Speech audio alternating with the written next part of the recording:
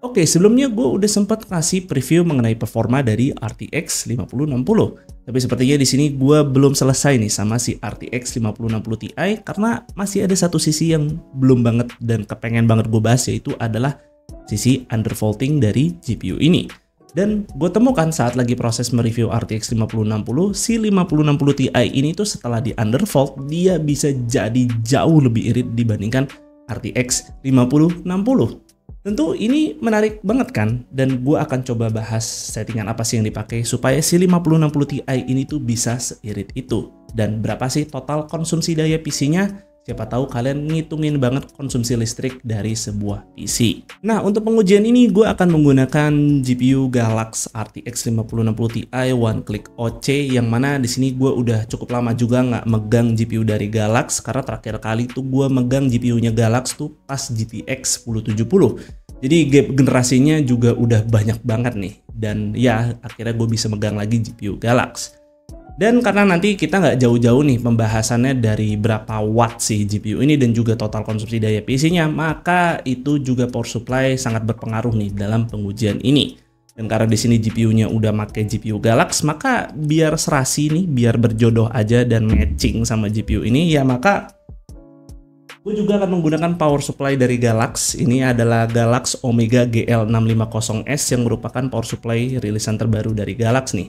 Ini power supply-nya udah 80 plus bronze dan juga ada sertifikasi Cybernetics yang harganya ini cuma 700 ribuan aja. Jadi tentu dengan harga tersebut power supply ini akan sangat terjangkau ya bagi banyak user, dan tentunya dengan kapasitas 650 ini kan sweet spot ya bagi user yang akan menggunakan GPU RTX 5060 hingga RTX 5060 Ti. Tapi rasanya tidak akan fair kalau gue cuman mention power supply ini aja nih tanpa menunjukkan kualitasnya seperti apa. Karena mungkin di sini kalian sudah cukup mengenal Galax sebagai produsen GPU, tapi mungkin masih agak asing dengan produk power supply mereka. Apakah produk power supply-nya ini bisa sebagus produk GPU-nya atau tidak? Nah, untuk jajaran power supply mereka tuh disebut sebagai seri Omega. Yang line up-nya di sini tuh dibagi menjadi dua model, yaitu GL alias varian non-modular dan GLX alias varian full modular. Yang seri GL ini tuh terdiri dari 500 watt dan 650 watt. Yang keduanya sama-sama 80 plus bronze. Dan buat seri yang GLX itu tuh dia mulai dari 850 watt, 1000 watt, sampai 1200 watt. Dan semuanya nih ada di 80 plus gold. Nah, sebagai informasi, PT Sempurna Utama ini tuh merupakan salah satu distributor resmi dari Galax. Dan gue cukup senang Galax dipegang oleh salah satu distributor ternama seperti PT Sempurna, yang mereka sendiri tuh cukup dikenal menghandle brand-brand besar juga seperti Asus dan MSI.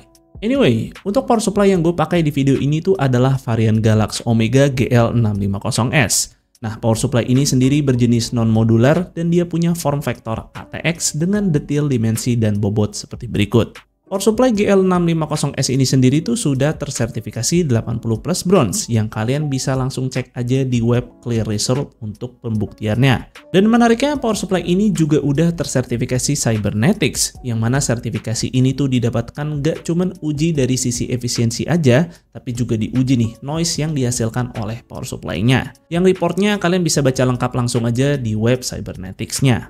Nah, di atas kertas power supply GL650S ini tuh punya AC input yang udah full range, namun sayangnya sebagai power supply rilisan terbaru dia belum ATX 3, melainkan masih ATX 2.5 saja. Kemudian untuk percolokan power supply ini dia udah ngasih kabel yang cukup lengkap, ya terkecuali untuk kehadiran kabel 12 VHPWR. Tapi di sini dia udah dilengkapi dengan colokan 2 CPU power pin 4+4 dan 2 colokan GPU power pin 6+2. Sekarang mari kita lihat daleman power supply ini untuk tahu kualitas jeroannya. Nah, di sini bisa kita lihat ada filter untuk daya masuknya. Lalu di sini juga udah memiliki DC-to-DC converter. Dan untuk kapasitor utamanya dia nih make merek Tipo yang di beberapa web nih masuk ke second tier kapasitor. Yang mana ini masih dikategorikan kapasitor yang sangat baik karena cukup mainstream juga digunakan oleh power supply di kelas harga yang sama, bahkan di kelas harga yang lebih mahal pun ada juga yang menggunakan kapasitor yang sama. Nah, untuk ukuran fan yang digunakan oleh power supply ini tuh adalah 120 mm. Yang tidak secara spesifik disebutkan fan speednya berapa, tapi di dalam web dituliskan speednya ini tuh under 2000 rpm. Dan buat proteksi dari power supply ini sih udah lengkap juga, yang pastinya sih udah wajib ya buat power supply keluaran sekarang. Oke, selanjutnya kita akan coba pakai power supply Galax Omega GL650S ini untuk memberi daya ke GPU Galax RTX 5060 Ti yang nanti GPU ini akan kita lakukan undervolting. Selengkapnya untuk spesifikasi PC yang akan gue pakai tes bisa dibaca sebagai berikut. Untuk tools yang nanti akan gue gunakan ini adalah tools bawaan dari GPU Galax sendiri, yaitu adalah Extreme Tuner. Yang penggunaannya di sini cukup straightforward kalau kalian udah familiar nih dengan software Afterburner. Di sini kita tinggal mainin aja slidernya sampai ketemu settingan yang stabil. Nah, di sini untuk settingan undervolt yang stabil udah gue dapatkan dengan value seperti berikut. Yang di sini memang ada dua settingan yang lebih detailnya nanti akan gue jelaskan pada hasil tesnya. Nah, gue akan coba tes settingan ini tuh pada game Cyberpunk di resolusi 1440p. Dan karena kemarin-kemarin ada yang beberapa nanyain monitor apa sih yang gue pakai kalau lagi tes PC, kali ini gue ditemanin sama monitor Enlight 27IN2K RB yang mana punya spek layar 27 inch 1440p 180Hz dengan panel IPS, dan harganya ini kebetulan cukup menarik karena cuma 2 jutaan kecil aja. Jadi silahkan kepoin aja kalau kalian tertarik sama monitornya. Nah, pada game Cyberpunk 2077 ini bisa dilihat nih watt alias GPU power yang dikeluarkan oleh 5060 Ti ini sejauh apa sih dibandingkan 5060. Dimana ini tuh masih gue tes dalam kondisi default. Sekarang mari kita coba terapkan preset undervolt pertama yang ada di 950 mV. Dan hasilnya si RTX 5060 Ti punya watt yang hampir serupa dengan RTX 5060 dan kayaknya malah sedikit lebih kecil nih. Tapi menariknya secara FPS nih masih lebih besar dari si 5060. Yang bahkan preset undervolt ini tidak mengurangi performa 5060 Ti sama sekali dibanding kondisi defaultnya. Tapi tentu kita masih bisa kecilin lagi nih watt dari si 5060 Ti. Yang pada preset undervolt kedua menggunakan voltase 850 mV. Nah, 560 Ti ini jadi cuman hasilin 100 watt aja saat memainkan Cyberpunk 2077. Yang tentu ini jadi bikin 5060 Ti berjalan jauh lebih irit dari 5060. Tapi tentu secara performa tetap nih jauh lebih tinggi dibandingkan GPU tersebut. Nah, kalau kita lihat total konsumsi daya PC-nya saat si 5060 Ti pada keadaan default dan setelah undervolt, dia ini bisa turun dari 310-an watt ke di bawah 300 watt aja. Jadi ini tuh semakin anti sobat PLN nih. Dan berikut performance chartnya untuk rangkuman hasil yang didapat. Yang mana settingan undervolt ini tuh bisa menurunkan daya RTX 5060 Ti cukup signifikan, tapi dengan penalti performa yang cukup minim. Jadi tinggal sesuaikan aja nih dengan kebutuhan kalian mau pakai preset undervolt seperti apa. So, di sini RTX 5060 Ti setelah di undervolt ternyata dia bisa jadi jauh lebih irit dibandingkan RTX 5060. Dan gak cuma kecil-kecilan watt aja, tapi dia ternyata juga jadi jauh lebih power efisien dibandingkan RTX 5060 polos. Setidaknya hasil ini sih gue temukan pada GPU-nya Galax RTX 5060 Ti 16GB One Click OC. Nah, tentu di sini juga penggunaan power supply Galax GL650S ini tuh turut andil ya untuk membuat total konsumsi daya PC-nya itu tetap irit.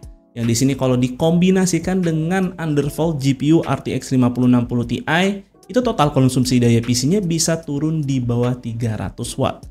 Yang tentu sih ini irit banget dengan spesifikasi RTX 5060 Ti dan juga Intel Core Ultra 5. So, di sini jika kalian tertarik nih sama power supply-nya Galax, ini harganya cuma 700 ribuan dan kalian udah mendapatkan garansi selama 5 tahun. Dan sekali lagi di sini PT Sempurna Utama itu juga merupakan salah satu distributor resmi untuk brand Galax di Indonesia. Jadi untuk GPU dan power supply itu sama-sama dipegang oleh PT Sempurna Utama. Dan sih segitu aja ya untuk videonya kali ini. Semoga video ini bermanfaat buat kalian dan mungkin juga share nih kalau kalian suka melakukan undervolting pada GPU. Terserah itu mau GPU-nya Nvidia maupun Radeon. Tulis aja settingan kalian di kolom komentar. Siapa tahu itu membantu buat user-user yang pengen niru settingan undervoltingnya. Dan mungkin segitu aja untuk videonya kali ini. Semoga video ini bermanfaat buat kalian. Jika kalian berkenan, like dan share video ini. Dan jangan lupa subscribe channel Suka IT jika kalian nggak mau ketinggalan kontennya. Dan jangan lupa juga follow Suka IT di Instagram dengan nama @suka_it. Gue Fadil dari Suka IT. Pamit undur diri. See you on the next video.